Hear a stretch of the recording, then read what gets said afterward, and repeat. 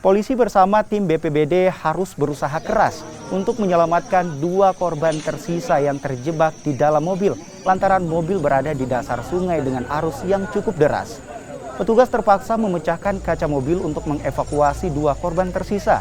Namun 1 dari 2 korban yang tersisa ditemukan tidak bernyawa, terjebak di dalam mobil yang berada di dasar sungai.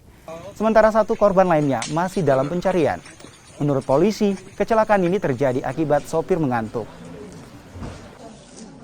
Itu kejadiannya kira-kira pukul 3 dini hari. Dan kalau dilihat di lokasi mungkin sopir dalam keadaan mengantuk. Sehingga dia motor keluar jalur atau dia diurang. Itu yang kami sementara kami. Ya, dalam mobil itu berapa penumpang Pak kira-kira? Menurut informasi ada 7. 7?